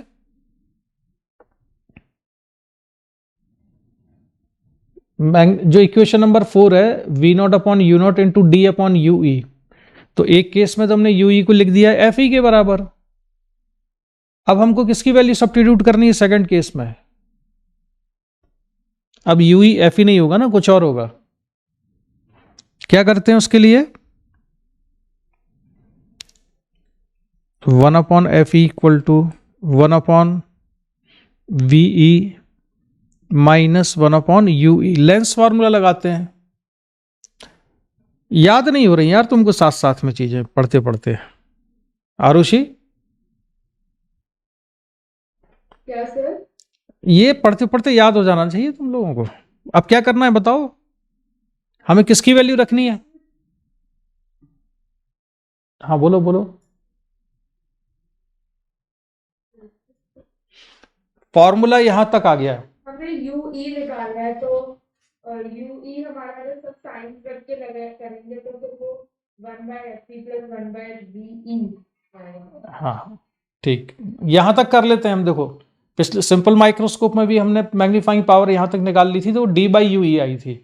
इस बार एक्स्ट्रा की क्या चीज आ गई है इसमें, we not upon you not into D by U E आ गया है। अगर सिंपल माइक्रोस्कोप होता तो केवल ये टर्म आती डी अपॉन यू ई, और कंपाउंड माइक्रोस्कोप है तो ऑब्जेक्टिव की मैग्निफिकेशन पावर का मल्टीप्लीकेशन हो गया है, we not upon you not into D by U E. Total magnification हो गया m1 इंटू m2, ऑब्जेक्टिव का मैग्निफिकेशन इंटू आईपीस का मैग्निफिकेशन। यहां तक आ गया। अब यहां के बाद फिर हम कंडीशन निकालते हैं दो। एक कंडीशन रिलैक्स्ड आई पोजीशन, तो रिलैक्स्ड आई पोजीशन के लिए यू ई कितना होना चाहिए, ये इमेज बन जानी चाहिए आईपीस के फोकस पर, तो फाइनल इमेज बनेगी इन्फिनिटी पर। तो उसकी कंडीशन ये लिख दी हमने, we not upon you not into D by F E. अब अगर हम चाहते हैं कि फाइनल इमेज कहां बने, least distance of distinct vision पर, तो मुझे 1 अपॉन यू ई की वैल्यू निकाल के यहां से लेंस फॉर्मूले से रख देनी है। कौन सा वाला लेंस, आई पीस। तो वैल्यू बताते जाओ 1 अपॉन एफ ई, तो फोकल लेंथ तो पॉजिटिव ही होती है। यू ई को कितना लिखेंगे अलीशा, सॉरी वी ई को कितना लिखेंगे इसमें, -d और यू ई को माइनस यू ई के बराबर। तो यहां से 1 अपॉन यू ई आ जाएगा 1 upon F E plus 1 upon D. ठीक है, बस इसको हम इक्वेशन नंबर 1 में रख देते हैं, सॉरी 4 में रख देते हैं। तो यहां से मैग्नीफाइंग पावर आ जाएगी V not upon you not, 1 upon E की वैल्यू है 1 upon F E plus 1 upon D into ऊपर डी था। अब इस डी को अंदर ले जाओ तो ये मैग्नीफाइंग पावर हो जाएगी V not upon you not into 1 plus D upon F ई के बराबर। ये फॉर्मूला याद रखना है न्यूमेरिकल क्वेश्चन के लिए। V not upon you not into 1 plus D upon F ई। अब आप लोगों को एक चीज याद हो गई, सिंपल माइक्रोस्कोप की मैग्नीफाइंग पावर क्या थी? या तो वो थी डी अपॉन एफ ई,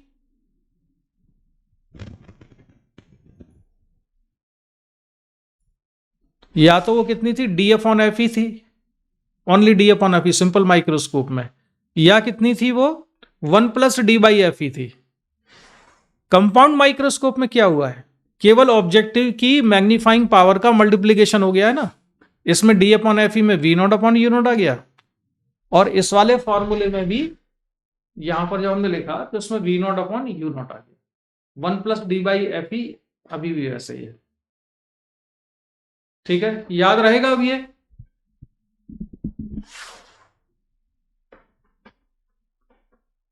क्लियर है इतना? मैग्नीफाइंग पावर निकालने का तरीका या अप्रोच कैसे करना है, बोलो। कुछ कंफ्यूजन, कुछ डाउट तो नहीं है? चलो तुम लोग तो बार बोलते नहीं हो।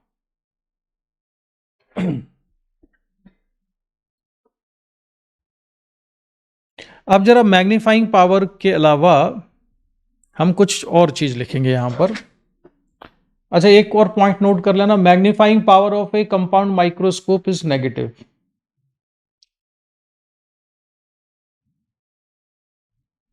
ठीक है, नेगेटिव होती है कंपाउंड माइक्रोस्कोप की magnifying power.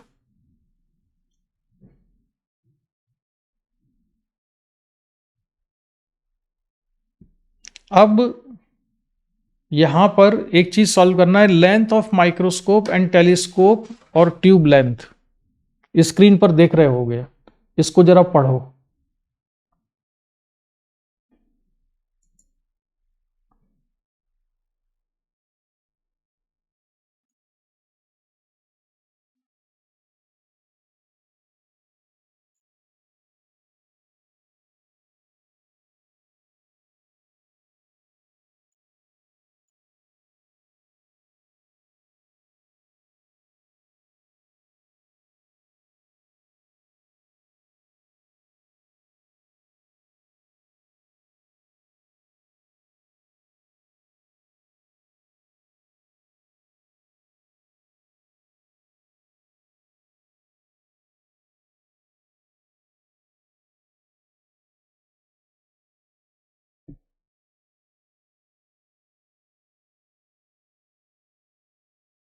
The distance between second focal point of objective and first focal point of eyepiece or eye lens is called the tube length. Tube length मतलब माइक्रोस्कोप की जो ट्यूब होती है उसकी length, या length of microscope भी word use करते हैं। ठीक है, किस किस के बीच का distance? Second focal point of objective and first focal point of I piece. इसका मतलब समझे कि नहीं?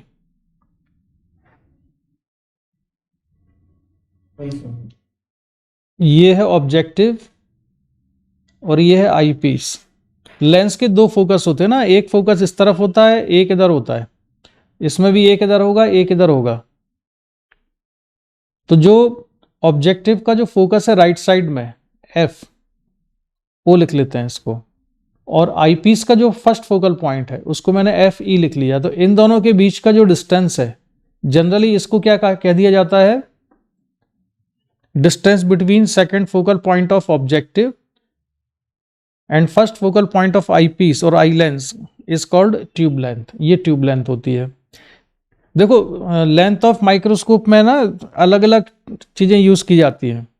दूसरी कंडीशन ये भी यूज की जाती है कि ये ऑब्जेक्टिव ले लिया हमने, यहां पर आई पीस बना दिया, जो इमेज बनती है यहां पर, ये इमेज बनती है ऑब्जेक्टिव की वजह से वी नॉट डिस्टेंस पर, और ये डिस्टेंस कितनी होती है? यहां तक कि यू ई के बराबर। तो कई जगह length of microscope v not plus you e भी यूज होता है, और कई जगह लेंथ ऑफ माइक्रोस्कोप जो है वो इन दोनों के बीच का जो डिस्टेंस है ये भी यूज होता है। ठीक है, एफ नॉट और एफ ई के बीच का distance. Second focus of objective, first focal point of I piece, या V not plus you E, ये भी यूज होता है। ये दोनों टर्म यूज होती है। आप समझ में आया? Yes sir. अच्छा, अब दूसरी चीज है। ऑब्जेक्टिव हमेशा छोटा क्यों बनाते हैं? हम्म ऑब्जेक्टिव हमेशा आईपीस से छोटा क्यों बनाते हैं? ये पढ़ा नहीं हमने अभी?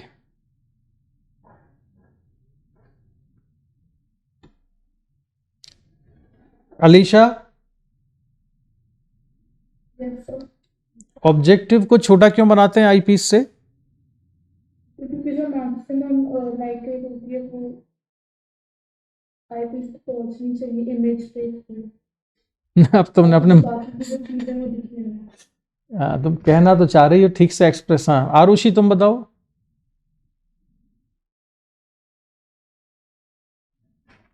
आरुषि, ऑब्जेक्टिव का साइज आईपीस से छोटा क्यों होता है?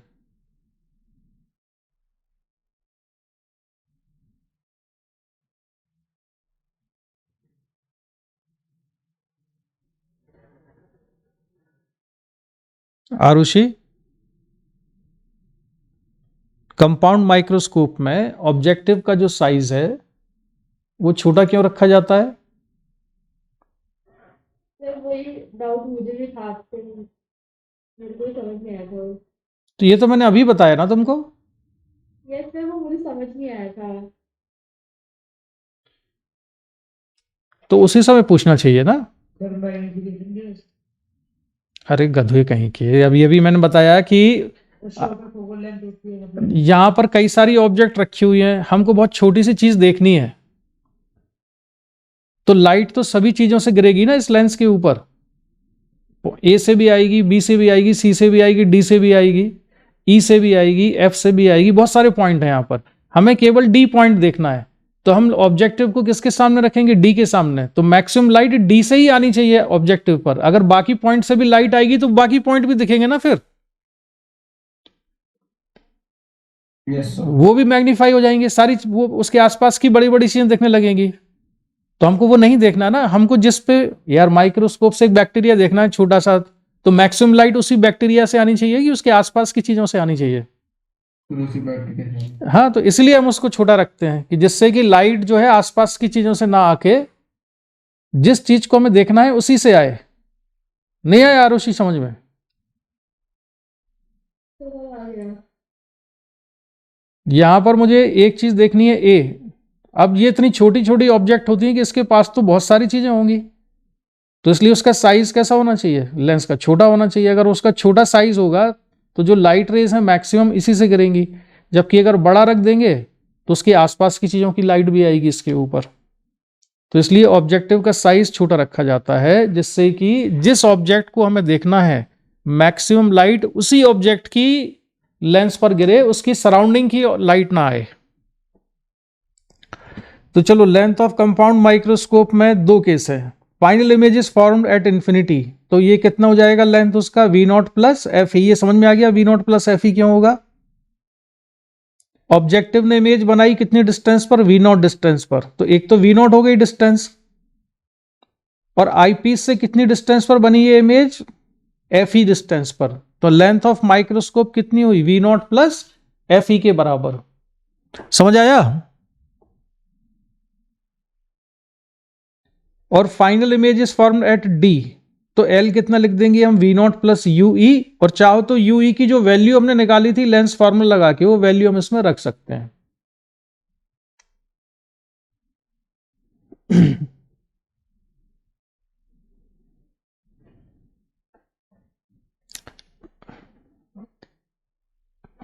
ठीक है।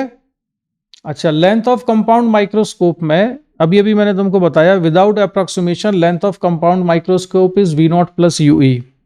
लेकिन in most of the numerical problems length of compound microscope is taken under two approximation. इसमें दो अप्रोक्सीमेशन के साथ क्वेश्चन सॉल्व किए जाते हैं। इसमें लेंथ ऑफ कंपाउंड माइक्रोस्कोप नहीं पढ़ना, वो मिसप्रिंट है। उसमें लेंथ ऑफ कंपाउंड माइक्रोस्कोप पढ़ना।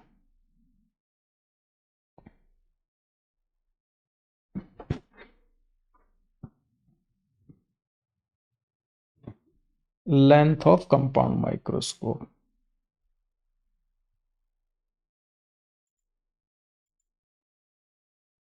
ठीक है, अब वो अप्रोक्सीमेशन क्या है ये देखो जरा। Using lens equation 1/f0 equal to 1/v0 minus 1/u0 लिख सकते हैं। अब दूसरी स्टेप समझ में आई कि नहीं बताते जाना। v0/u0 को हमने लिखा 1 माइनस v0/f0। ये लाइन कैसे आई ये समझो जरा।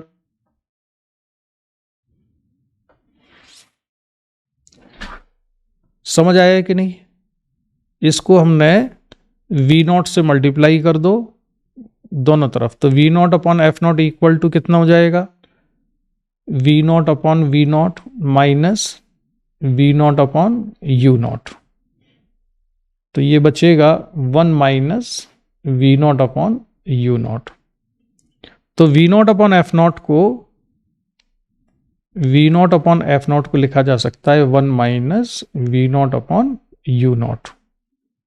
तो v0/u0 को कितना लिखा जा सकता है, v0/u0 को लिखा जा सकता है, ये v0/u0 को हम लेफ्ट साइड ले आए और v0/f0 को लेकर राइट साइड, तो ये हो जाएगा 1 माइनस v0/f0। ठीक है, समझ गए इतना? चलो, तो v0/u0 इक्वल टू आ जाएगा 1 माइनस v0/f0 के बराबर।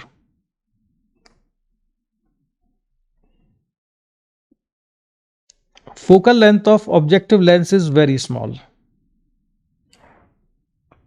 ऑब्जेक्टिव का साइज तो छोटा होता ही है, उसकी फोकल लेंथ भी बहुत कम होती है। फोकल लेंथ ऑफ ऑब्जेक्टिव वो भी छोटा रखते हैं बहुत। अब उसका भी एक रीजन है, फोकल लेंथ कम क्यों होनी चाहिए। फोकल लेंथ इसलिए कम होनी चाहिए कि ऑब्जेक्टिव के सामने जब हम ऑब्जेक्ट रखते हैं तो ऑब्जेक्टिव की फोकल लेंथ मान लो 10 सेंटीमीटर है, तो ऑब्जेक्ट को 10 सेंटीमीटर से ज्यादा दूर रखते हैं कि 10 सेंटीमीटर से कम पे रखते हैं, बताओ भाई। ऑब्जेक्टिव की फोकल लेंथ है 10 सेंटीमीटर, तो ऑब्जेक्ट 10 सेंटीमीटर से ज्यादा होगी डिस्टेंस पर या कम पर, दिवेश?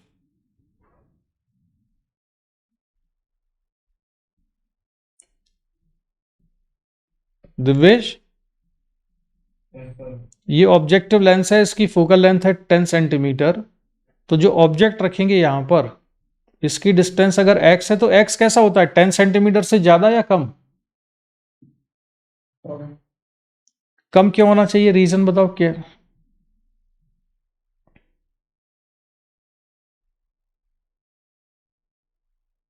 ऑब्जेक्टिव जो इमेज बनाएगा वो कहां बनाता है,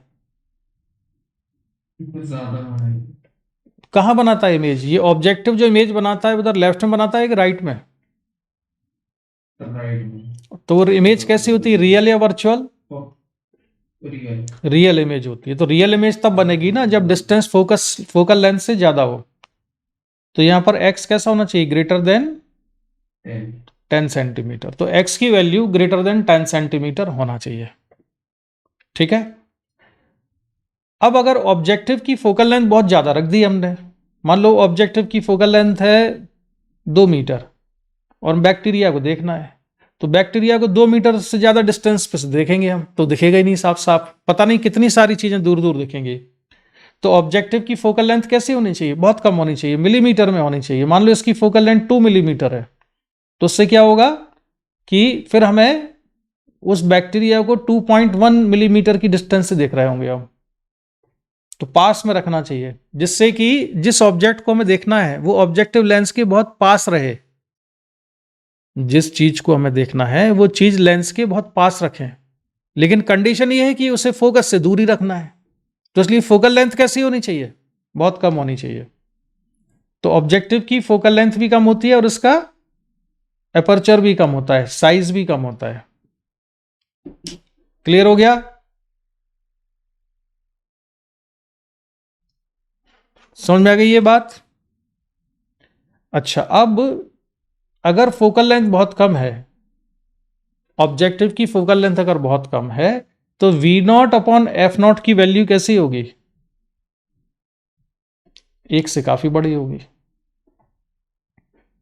v0 के कंपैरिजन में f0 बहुत ही कम है, तो v0/f0 much much greater than 1। तो अभी जो रिलेशन यहाँ लिखा हुआ है हमने we not upon you nought, ये किसके बराबर है? We not upon you nought है 1 minus v not upon F nought के बराबर।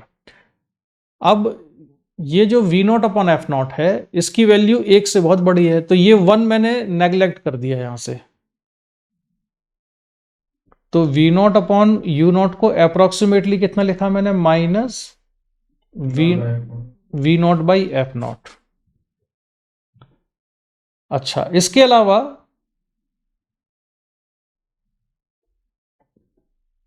वी नॉट जो लेंथ थी माइक्रोस्कोप की, वो लेंथ थी l equal to we not plus you ई के बराबर।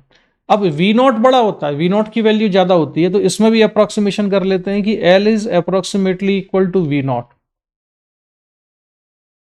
तो we not upon you not approximately equal to L upon F not लिख लेते हैं। लेंथ ऑफ माइक्रोस्कोप को किसके बराबर मान लिया है हमने? वी नॉट के बराबर। तो देखो इसमें दो अप्रोक्सीमेशन किए हमने। एक अप्रोक्सीमेशन तो ये किया कि 1 minus v not upon F nought को हमने approximately v not upon F not लिख लिया। उसका लॉजिक क्या दिया हमने कि एफ नॉट की वैल्यू बहुत कम है, इसलिए ये वाली टर्म की वैल्यू 1 से काफी ज्यादा है, तो इसलिए 1 माइनस समथिंग था, तो इसको हमने 1 को नेग्लेक्ट कर दिया यहां से। दूसरा, लेंथ ऑफ माइक्रोस्कोप को हमने वी नॉट के बराबर अप्रोक्सीमेटली रख लिया। जैसे ये यहां पर होता था ऑब्जेक्टिव, यहां था आईपीस, और जो इमेज बनती थी वो यहां बनती थी वी नॉट डिस्टेंस पर, और ये था यूई। तो इसमें वी नॉट काफी ज्यादा होता है, यूई की वैल्यू उतनी ज्यादा नहीं होती है प्रैक्टिकली। तो हमने वी नॉट को ही किसके बराबर मान लिया? लेंथ ऑफ माइक्रोस्कोप के। एक्चुअल में तो जो लेंथ है वो किसके बराबर है? We not plus u nought के बराबर है। तो l equal to we not plus u nought ना लिख के इतना लिख लेते हैं। अब मैग्नीफाइंग पावर का जो फॉर्मूला था, उस फॉर्मूले में एक टर्म आती थी v not upon you nought, उसकी जगह पर हम क्या लिख देंगे? L by F nought. ठीक है। तो अब मैं इसको यहां से, जो मैंने अभी यहां लिखा था ये मिटाता हूं, तो यहां पर लिखा हुआ आएगा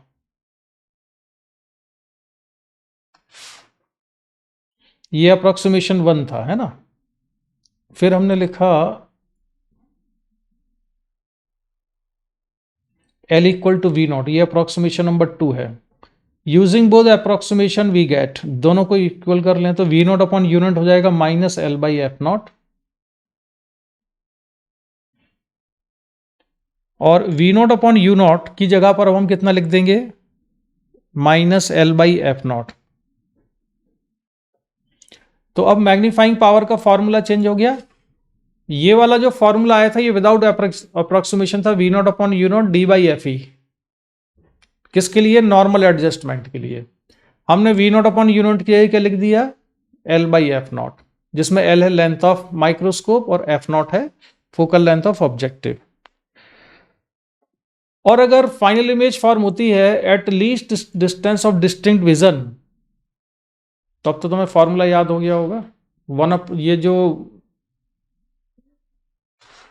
इस केस में हो जाएगा ये विदाउट अप्रोक्सीमेशन कितना था? ये v not upon you not into 1 plus D by F E.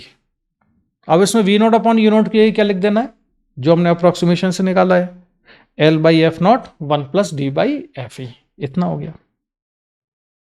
ठीक है। तो कई न्यूमेरिकल क्वेश्चन ऐसे होंगे जिसमें आंसर ना, जो लेंथ अप्रोक्सीमेशन वाला फॉर्मूला है लेंथ की टर्म्स में, उससे आंसर आएगा।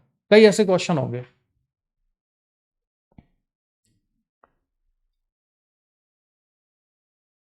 अब जैसे जेई मेन का ये क्वेश्चन देखो जरा,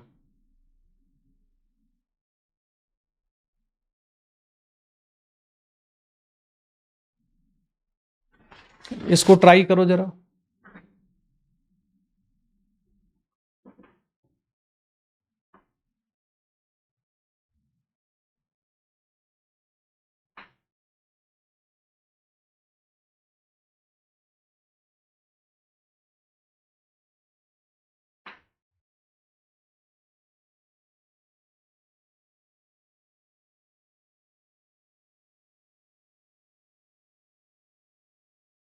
तो देखो इसका सोल्यूशन मैं ही बताता हूँ, मैंने ये इसको एग्जाम्पल में क्यों लिया है।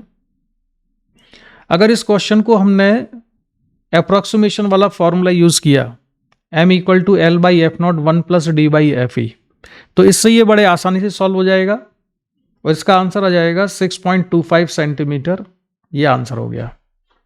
समझो जरा, ये क्लियर हो गया। इसमें लेंथ गिवन था, एफ नॉट भी गिवन था क्वेश्चन में हमको। डी की वैल्यू कितनी लेते हैं, least distance of distinct vision, ये 25 सेंटीमीटर फिक्स है। अगर ये क्वेश्चन में नहीं दी है तब भी हम इसको अपने आप 25 ले लेते हैं। और एफ ई हमसे पूछा था क्वेश्चन में।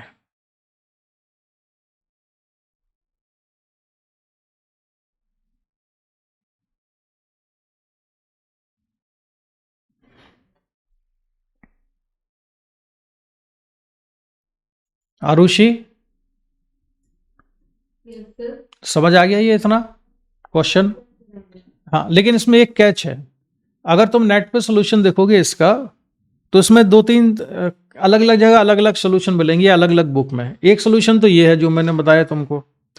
दूसरा सोल्यूशन है कि हम इसमें अप्रोक्सीमेशन यूज ना करें, विदाउट अप्रोक्सीमेशन सॉल्व करें, तो उससे भी आंसर आएगा। और उससे आंसर आएगा वो अलग आएगा, ये नहीं आएगा, काफी डिफरेंस आएगा आंसर में। तो अब सही कौन सा है? अब देखो, सही आंसर तो ये है कि इस क्वेश्चन को हमें अप्रोक्सीमेशन से ही सॉल्व करना चाहिए। और अगर अप्रोक्सीमेशन वाले से अगर हम नहीं सॉल्व कर पा रहे हैं तो फिर हम इस क्वेश्चन को एग्जाम में छोड़ देना चाहिए। क्यों छोड़ देना चाहिए? क्योंकि अगर बगैर अप्रोक्सीमेशन फार्मूले के अगर हम इसको यूज करके सॉल्व करेंगे तो इसका कैलकुलेशन बहुत लेंथी हो जाएगा। आपके कम से कम 15 मिनट निकल जाएंगे इसके कैलकुलेशन में, 10-15 मिनट।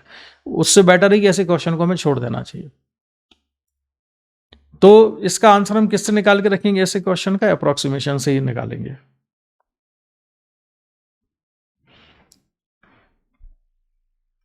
तो ये तो था 2 माइक्रोस्कोप। और मैं अपनी हट जाता हूं सामने से, मैंने ये नोट लिख भी रखा है। If we solve this question without using approximation formula then calculation is very lengthy, so it's better to leave this question और solve by using approximation formula. Sanchit, मतलब ये सही आंसर माना जाएगा जेई में भी? देखो हम नहीं कह सकते यार, जेई मेन वालों के बारे में ना नहीं कहा जा सकता कि वो क्या कहेंगे। दूसरी चीज ये है कि इस टॉपिक में बहुत जगह कंफ्यूजन है, ऐसे ही किस से सॉल्व करना चाहिए। रीजन क्या है कि जेई एडवांस में नहीं है ये टॉपिक। जेई एडवांस में नहीं है तो जेई मेंस वाले उतना ध्यान देके करते नहीं है क्वेश्चन सॉल्व, तो वो लक पे डिपेंड करता है। तो मैं तो एडवाइस नहीं करूंगा कि विदाउट अप्रोक्सीमेशन सॉल्व करो। बगैर अप्रोक्सीमेशन सॉल्व करोगे तो उसके सोल्यूशन बुक में देख लेना, बहुत लंबा है उसका सोल्यूशन। तो उतना लंबा चौड़ा कैलकुलेशन करने से बेटर है कि हम इसी से निकालें और यही आंसर लिखें। तो मुझे तो यही आंसर सही लगता है।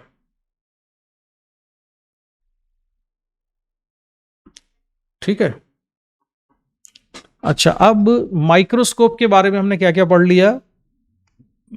लेंथ पढ़ ली हमने इसकी,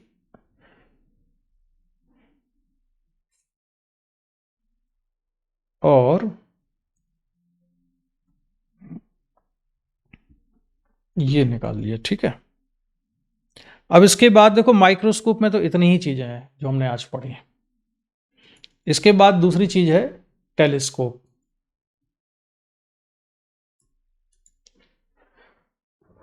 अच्छा, माइक्रोस्कोप में तुम लोग ना उसके क्वेश्चन और सॉल्व करना भाई, एग्जाम आइडिया के। तुमको बहुत सिंपल सिंपल क्वेश्चन मिलेंगे उसके। तो जेई मेन के जो क्वेश्चन है मैं तुम्हें कुछ और प्रैक्टिस कराऊंगा, लेकिन पहले मैं तुमको टेलीस्कोप और कराऊंगा। टेलीस्कोप के क्वेश्चन ही ज्यादा आते हैं। टेलीस्कोप क्या चीज होती है, बड़ा थोड़ा सा बता दो, क्या होता है टेलीस्कोप?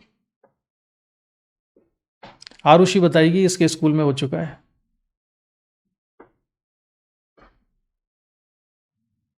सर दूर के ऑब्जेक्ट्स को देखने के लिए होता है। हाँ, माइक्रोस्कोप का यूज करते हैं हम पास की ऑब्जेक्ट को देखने के लिए, और टेलीस्कोप का यूज करते हैं हम दूर की ऑब्जेक्ट को देखने के लिए। टेलीस्कोप में एक होता है एस्ट्रोनॉमिकल टेलीस्कोप। 3 कैटेगरी में डिवाइड करते हैं टेलीस्कोप को। 3 तरह के टेलीस्कोप होते हैं। एक होता है एस्ट्रोनॉमिकल टेलीस्कोप, एक होता है टेरेस्ट्रियल टेलीस्कोप।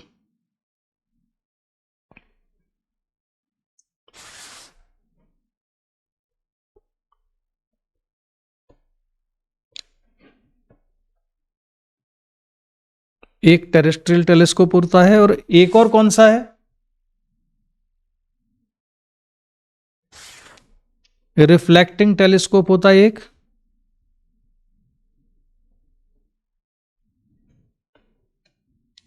Reflecting telescope. और इसका एक और नाम है यार, क्या नाम है इसका? रिफ्लेक्टिंग वाले का और क्या नाम है?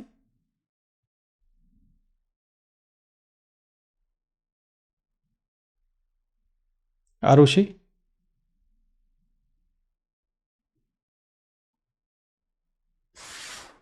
सर दूसरा नाम तो नहीं पता मुझे। संचित, तुमको मालूम है?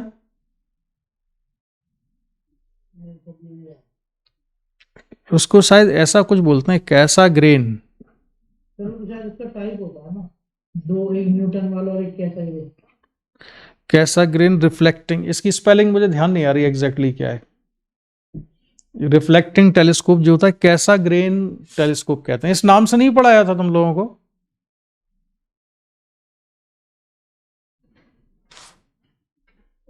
सुना तो है ये नाम। दिवेश, तुमने सुना है?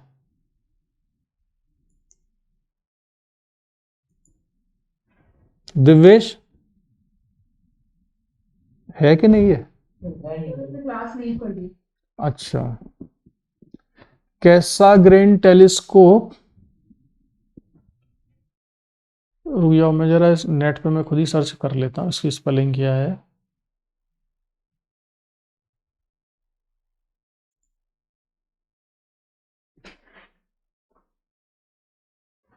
हाँ, मिल गया।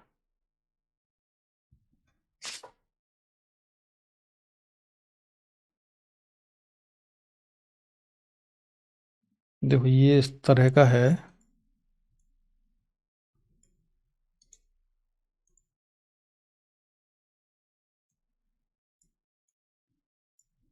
ये है भाई इसकी स्पेलिंग।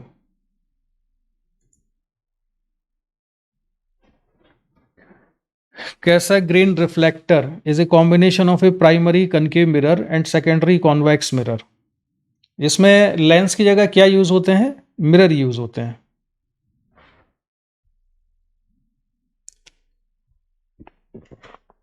ठीक है, तो मुझे लगता है कि टेलीस्कोप हम पढ़ते हैं अब कल। आज माइक्रोस्कोप को रिवाइज करो, और तुम्हारे स्कूल के पॉइंट ऑफ व्यू से ना ये बड़ी इंपॉर्टेंट चीज़ है। इसका डेरिवेशन एक आध का जरूर आएगा, और जनरली वो ना कंपाउंड माइक्रोस्कोप का ही आता है, उस सिंपल माइक्रोस्कोप का नहीं आएगा। चलो आप इसकी पीडीएफ भेजो। और कैसा ग्रेन रिफ्लेक्टर, ये तुमको पढ़ाया है ना आरुषि स्कूल में? Yes sir. और ये इतनी नहीं बताई, यही बताया कि क्यों बेटर होता है एस्ट्रोनॉमिकल टेलीस्कोप। हाँ नहीं, इसकी फंक्शनिंग बड़ी सिंपल सी है, वो मैं बता दूंगा तुमको, उसमें बहुत डिफिकल्ट नहीं है। लेकिन तुमको ना इसके फॉर्मूले के जो डेरिवेशन है उनके लिए बेसिक चीज़ें याद होनी चाहिए। क्या याद होना चाहिए? अप्रोच। सबसे पहले क्या करते हैं, जरा रिपीट करना शुरू कर दो। मैग्नीफाइंग पावर निकालने के लिए क्या करना है? सबसे पहले ऑब्जेक्ट को नेकेड आई के सामने रखना है। कितनी डिस्टेंस पर? Least distance of distance in vision पर, उससे निकाल लेना है tan alpha equal to h/d। फिर क्या करते हैं? फिर हमको चाहिए होता है angle subtended by the image on the eyepiece. अगर नॉर्मल टेलीस्कोप, अगर सिंपल माइक्रोस्कोप है तो केवल एक सिंपल कॉन्वेक्स लेंस होगा, और उससे जो इमेज बनेगी उससे हम बीटा निकालते हैं। और अगर कंपाउंड माइक्रोस्कोप है तो उसमें और इसमें फर्क क्या है दोनों की मैग्नीफाइंग पावर में? बस इसमें मल्टीप्लिकेशन हो जाता है V0 अपॉन U0 से। जैसे जो सिंपल माइक्रोस्कोप है उसकी मैग्नीफाइंग पावर कितनी आ जाती है? D अपॉन UE आती है। और जो कंपाउंड माइक्रोस्कोप है उसकी कितनी आएगी? D अपॉन UE तो आएगी, साथ साथ उसमें हो जाएगा V0 अपॉन U0। फिर इसमें दो कंडीशन बनेगी दोनों में। एक में बनेगी रिलैक्स्ड आई, तो रिलैक्स्ड आई के लिए UE की वैल्यू F ही रख लेते हैं, इसमें भी F ही रख देते हैं। और एक आती है least distance of distinct vision पर, तो 1/UE कितना आता है निकल के उसमें 1 + D/FE के बराबर, नहीं सॉरी ये मैंने फाइनल रिजल्ट लिख दिया, D/UE की वैल्यू इतनी आ जाती है, D/UE 1 + D/FE आ जाता है। तो D/UE की वैल्यू यहां रख देंगे तो ये बन जाएगा 1 + D/FE, और इसमें केवल V0/U0 से मल्टीप्लीकेशन हो जाता है। तो मल्टीप्लीकेशन क्यों हो जाता है उसको लॉजिकली कैसे याद रखोगे, दिमाग लगा के कैसे याद रखा जाएगा, दिमाग लगा के ऐसे याद रखा जाएगा, एक कंपाउंड माइक्रोस्कोप में 2 लेंस होते थे, तो दोनों की मैग्नीफाइंग पावर का सेपरेटली मैग्निफिकेशन होगा। तो ये ऑब्जेक्टिव लेंस की मैग्नीफाइंग पावर हो गई V0/U0, और ये मैग्निफिकेशन किसने किया, आईपीस ने किया, दोनों का प्रोडक्ट ले लिया। तो बस ये अप्रोच याद रखना तो डेरिवेशन इजीली हो जाएंगे।